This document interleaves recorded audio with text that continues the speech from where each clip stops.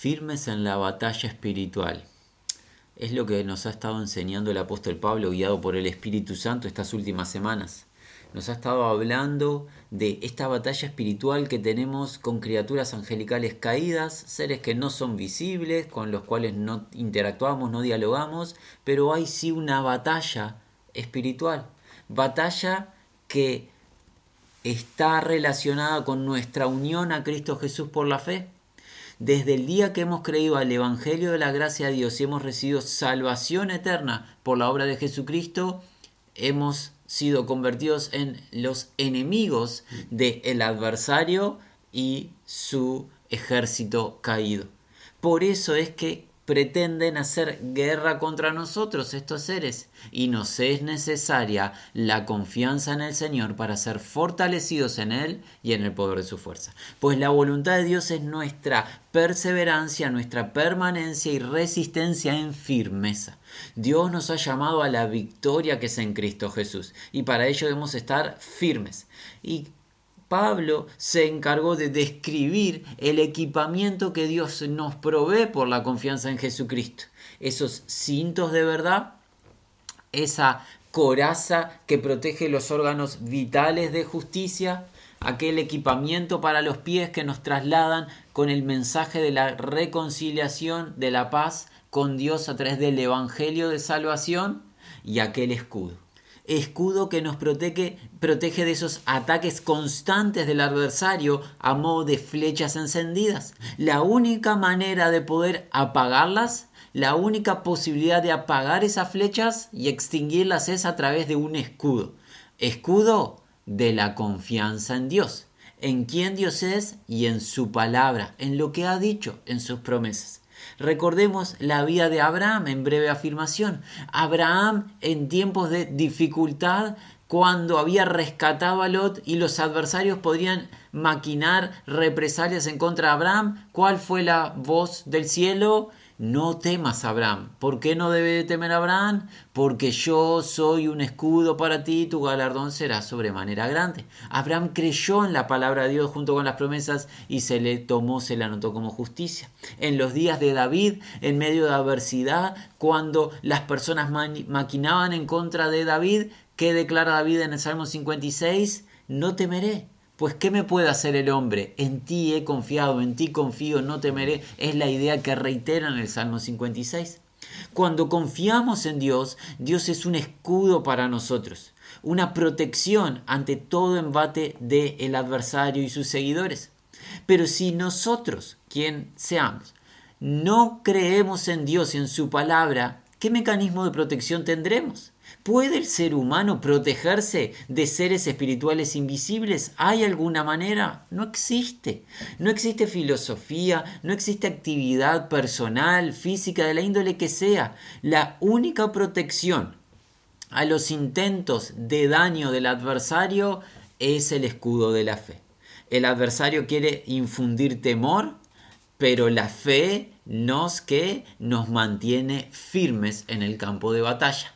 Confiar en Dios, confiar en su palabra para permanecer firmes, recordando que este adversario es un adversario que está abocado a la tarea de manera continua. Se declara de él que día y noche acusa a los santos ante la majestad, y además en otra porción el apóstol Pedro llegó a decir de él que es como un león rugiendo que anda alrededor, y es un continuo caminar en derredor con la intención de devorar algún incauto. Por ende, no debemos de minimizar su actividad del error. Debemos de confiar en nuestro Padre que nos protege. Recuerden, la victoria es del Señor, pero hay que confiar. Nuestra responsabilidad es la confianza en el Señor y estar siempre, siempre dispuestos a la obediencia. Muy bien, nosotros tenemos apartado para hoy en el libro de Efesios, en el capítulo número 6, una breve porción. Es más, por un tema de tiempo vamos a avanzar en medio versículo, ni siquiera vamos a completar el versículo que nos toca, vamos a ver una mitad, estamos hablando del versículo 17, pero hagamos lo que habitualmente hacemos, y es leer toda la sección porque es muy importante. Empecemos en Efesios capítulo 6, versículo número 10 hasta el versículo 20. Vamos a dar lectura a toda esta porción para afirmar. Por lo demás, hermanos míos, Fortaleceos en el Señor y en el poder de su fuerza. Vestidos de toda la armadura de Dios para que podáis estar firmes contra las acechanzas del diablo. Porque no tenemos lucha contra sangre y carne, sino contra principados, contra potestades, contra los gobernadores de las tinieblas de este siglo, contra huestes espirituales de maldad en las regiones celestes. Por tanto, toma toda la armadura de Dios para que podáis resistir en el día malo, y habiendo acabado todo, estar firmes. Estad pues firmes, ceñidos vuestros lomos con la verdad, y vestidos con la coraza de justicia, y calzados los pies con el apresto del Evangelio de la paz. Sobre todo, tomad el escudo de la fe, con que podéis apargar todos los dardos de fuego del maligno. Y tomad el yelmo de la salvación, y la espada del Espíritu, que es la palabra de Dios. Orando en todo tiempo, con toda oración y súplica en el Espíritu, y velando en ello con toda perseverancia y súplica por todos los santos. Y por mí, a fin de que al abrir mi boca me sea dada palabra para dar a conocer con denuedo el misterio del Evangelio, por el cual soy embajador en cadenas, que con denuedo hable de él como debo hablar. Hasta aquí la lectura de la palabra de Dios. Nuestro foco de atención será el versículo número 17, pero más específico, la primer mitad del mismo. ¿Qué dice? Ahora leemos de esta manera. Y el casco, o sea, yelmo, de la salvación, tomad. La idea es recibid, aceptad. Primero, empecemos por el final. ¿Cuál es el verbo? ¿Cuál es la indicación que está en modo imperativo? ¿Cuál es la orden? Aceptar, recibir, tomar algo. ¿Tomar qué elemento? Un yelmo, o sea, un casco. Un casco que Pablo nos cuenta que es de salvación. Hay que agarrar, y la idea de este agarrar es agarrar para poner el casco. ¿Ponerlo en quién? ¿Dónde? En nuestra cabeza. El casco tiene la función de proteger la cabeza y es el casco de salvación. Muy bien. En un pasaje paralelo que tú lo puedes encontrar y te invitamos a que lo leas más adelante, en la primera carta a los tesalonicenses, Pablo escribió en el capítulo número 5, alrededor del versículo 8, de que debíamos equiparnos ¿con qué? Con la esperanza de salvación como yelmo. O sea que este casco de salvación es un casco de esperanza, asociando el pasaje que leemos con el de Primera de Tesalonicenses. Muy bien, mantengamos eso en nuestra mente. El casco protege ¿qué? La cabeza. Y en la cabeza, ¿qué destacamos en base a las escrituras? Se encuentran los pensamientos, la mente. El casco tiene la función de parte de Dios, lo ha otorgado para proteger nuestra mente, nuestros pensamientos. Ahora, ¿por qué es necesario proteger nuestra mente y nuestros pensamientos? Como se exhibió y se declaró anteriormente, hay un adversario con un ejército que está abocado a causarnos, o pretende al menos, causarnos daño. Y parte de ese daño quiere realizarlo ¿en dónde? En nuestra mente. Ya aprendimos la semana anterior que es un lanzador de dardos encendidos. Quiere afectar el accionar del adversario nuestra mente. Para protección de nuestra mente, Dios proveyó un casco, y es el casco de la esperanza, 1 de Tesalonicenses capítulo 5, el casco de la salvación. Por ende, la esperanza va a proteger nuestra mente. La primera pregunta que se nos viene a nosotros, imaginamos que a ti también, es ¿qué significa la palabra esperanza? Es una pregunta válida. No debemos de pasar por alto. ¿Qué significa la palabra esperanza en ámbito o en un contexto de las Sagradas Escrituras? Esperanza es la espera expectante, ferviente, activa de que Dios cumpla lo que ha prometido. Dios ha declarado promesas en su palabra, las ha dado, las ha concedido a su pueblo. El que escucha la promesa de Dios manifiesta la esperanza cuando espera con expectativa, con deseo, con fervor, con entusiasmo que Dios cumpla. Y puede esperar completamente en alegría y con expectativa porque Dios es veraz, es fiel, es digno de confianza, no miente.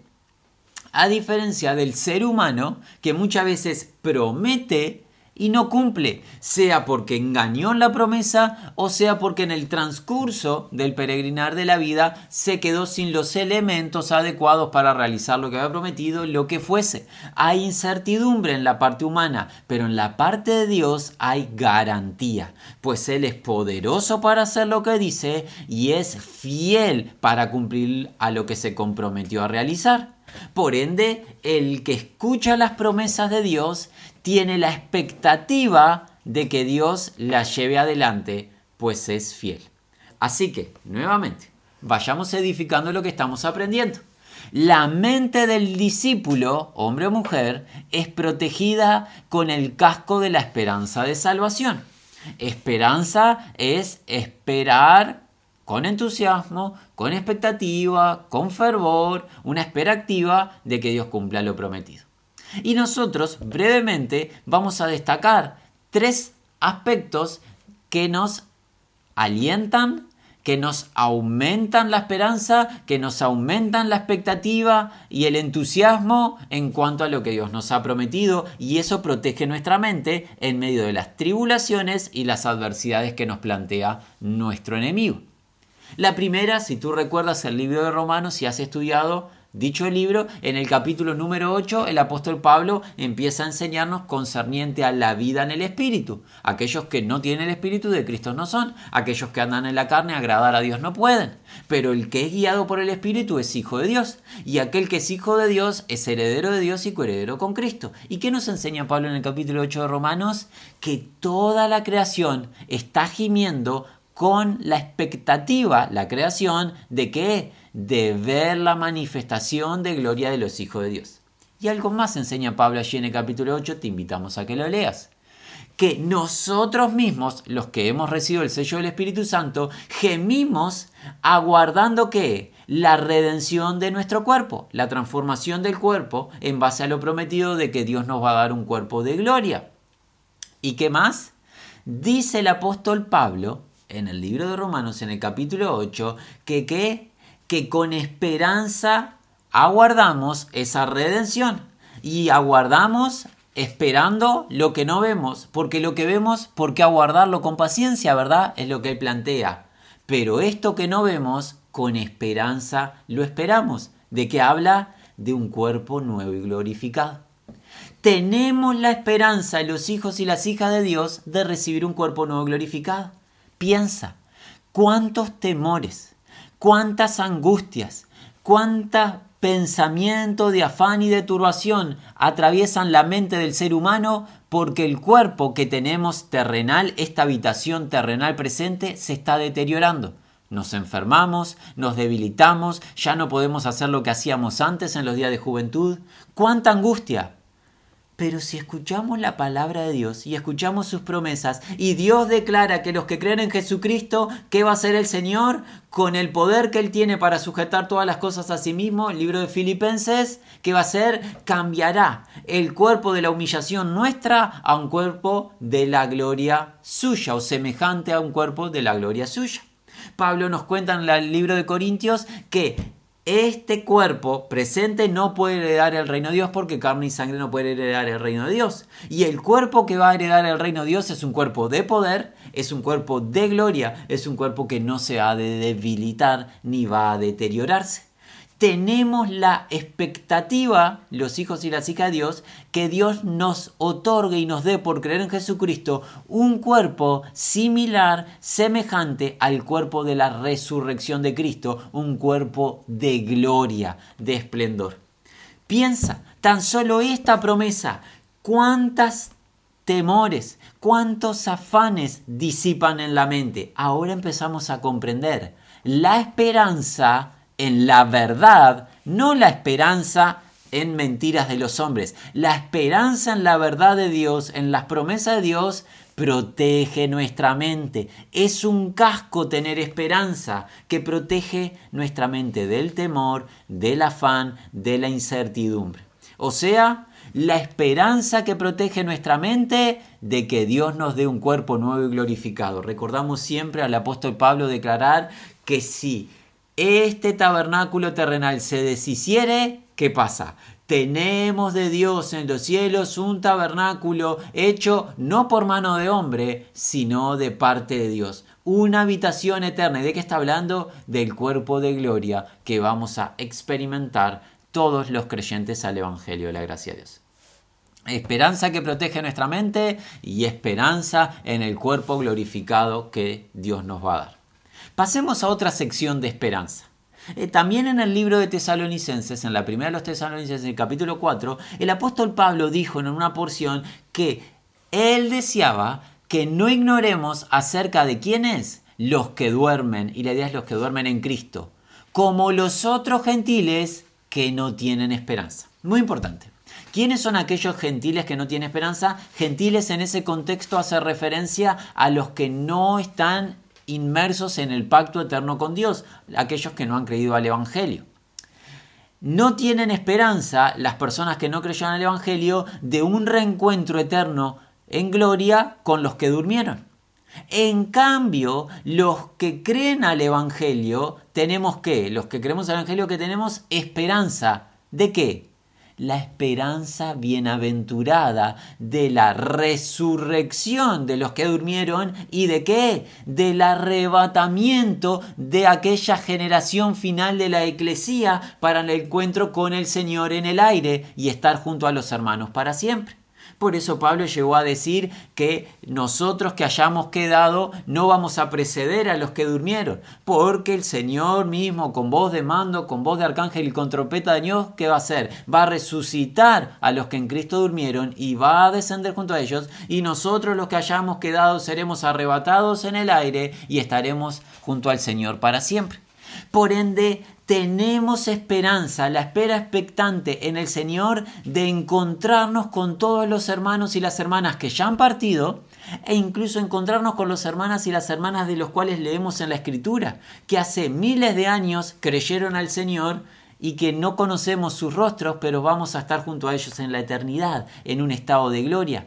Eso genera esperanza en medio de que la realidad de que las personas parten de esta tierra. En vez de angustiarnos, en vez de llegar a un punto de depresión y de terror e incertidumbre cuando alguien se va a esta tierra, si el que se parte de esta tierra por voluntad de Dios ha creído al Evangelio, ¿qué tenemos? La expectativa, la espera ferviente de encontrarnos con esta persona en un estado de gloria. Y recuerda algo, el encuentro que vamos a tener en la presencia del Señor será un encuentro totalmente superior al del presente. Gloria a Dios por lo que Dios está haciendo en la iglesia del Señor en el presente en esta tierra. Maravilloso. Pero en la presencia del Señor va a haber una diferencia, va a haber un cambio. Como estaremos en un estado de gloria, los que partieron antes y los que llegaremos después, ¿qué va a suceder? Vamos a ser una comunidad perfecta en el Señor. ¿Por qué? Porque no habrán cargas para sobrellevar unos de otros. No habrá necesidad de perdonarnos unos a otros. No habrá necesidad de exhortaciones o de disciplina restauradora. ¿Por qué? Porque no habrán tropiezos ni pecado. Seremos una comunidad perfecta en donde el amor va a ser de manera continua y no como tristemente muchas veces nos pasa por nuestra rebelión. A veces amamos y a veces nos maltratamos tristemente en rebelión, en desobediencia, y tenemos que arrepentirnos, pedirnos perdón unos a otros. En la presencia del Señor nada de eso sucederá, sino que habrá perfecta unidad y amor continuo. ¿Eso qué genera? Esperanza, protege la mente, e incluso cuando vemos que las situaciones en medio del pueblo de Dios no suceden como deben suceder porque nos rebelamos, porque nos portamos mal, porque nos destratamos, tenemos que tener la expectativa, un día el Señor va a formar una comunidad perfecta en su presencia. Hay que perdonar, hay que soportar, hay que sobrellevar cargas en el presente, porque ha de venir una etapa de gloria en la presencia del Señor. ¿Cómo se empieza a aclarar, verdad, la mente? ¿Cómo empezamos a entender, qué protección me da el Señor? Un casco me protege de los temores que llegaban a mi mente, de todas esas influencias externas que me querían asolar, que me querían dañar, que me querían poner en afán, en ansiedad, en angustia. No he de temer, dijo David, en el Señor confío. No he de temer porque tengo esperanza en mi Señor y en sus promesas. Esperanza de un cuerpo nuevo y glorificado, un cuerpo semejante al de Cristo. Esperanza de encontrarme con mis hermanos y estar para siempre con ellos en un estado de gloria y en una comunidad perfecta. Y esperanza de ver a mi Señor cara a cara. Si hablamos de esperanza, la plenitud de la misma o el punto más alto de la misma, ¿cuál es? ¿Cuál es la expectativa más grande de todo creyente? O debería de ser, mejor dicho, conocer a aquel que nos creó y dio su vida por nosotros para redimirnos. Así lo enseña Juan en su carta. En la primera carta de Juan, en el capítulo número 3, al comienzo del capítulo, Juan nos habla de aquel grande amor que Dios ha mostrado para con nosotros para que seamos llamados sus hijos. ¿Cuál amor? El entregar a su unigénito Hijo. Y es lo que somos, los hijos de Dios, por eso el mundo no nos conoce. Pero sabemos, dice Juan, que cuando el Señor se manifieste, le veremos tal como es porque seremos similares o semejantes a Él. Y después añade, el que tiene esta esperanza, ¿qué esperanza? Ver al Señor como Él es. ¿Qué hace? Se purifica a sí mismo así como Él es puro. Por ende, los que nacieron de nuevo y ahora son hijos de Dios por el amor que Dios tiene, y ese amor fue entregar a su unigénito Hijo en sacrificio por nosotros, tienen una esperanza. Ver al Señor cara a cara y conocer al Señor como fuimos conocidos. Es magnífico. Tener esperanza de ver al Señor cara a cara significa que tenemos la expectativa de ver al Señor cara a cara. ¿Te alegra? ¿Te anima saber que tu Creador se ha de manifestar a ti si has creído al Evangelio? Hoy le vemos por ojos de fe. No vemos su característica tangible. Vemos que sus frutos, los frutos de su espíritu, su gloria, su poder obrando en nosotros, en los hermanos, pero vemos con ojos de fe. Llegará el momento donde ¿qué? Veremos literalmente la gloria del Señor. Y recuerda algo, la gloria del Señor en la nueva creación, en la nueva Jerusalén, en la ciudad de Dios, es tan brillosa que no hay necesidad ni de luna, ni de sol, ni de estrellas. Ningún elemento brillante de la creación que hoy conocemos, que es tan fundamental como el sol para la vida aquí en la tierra, vida vegetal, vida animal, vida humana, ninguno de esos elementos son necesarios en la nueva creación de Dios. ¿Por qué? Porque el Señor irradia brillo, esplendor, gloria. El Señor brilla tanto que Él ilumina su nueva creación. Ese Señor que es tan brillante, más brillante que el sol, que la luna, que las estrellas, que cualquier cosa creada, porque Él es creador y no es criatura, ni es creación, es creador. Este Señor de gloria, el único creador de toda la vida, brilla tanto que no vamos a necesitar ningún otro elemento. A Él necesitamos y a Él experimentaremos, a Él conoceremos, con Él cohabitaremos para siempre en la nueva creación.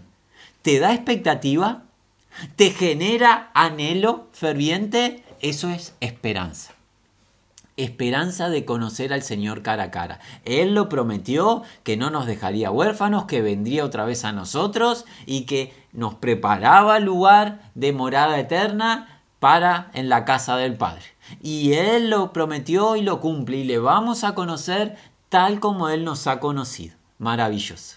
Así que afirmamos, hay un casco que protege la mente. Porque nuestro adversario, no lo dudes.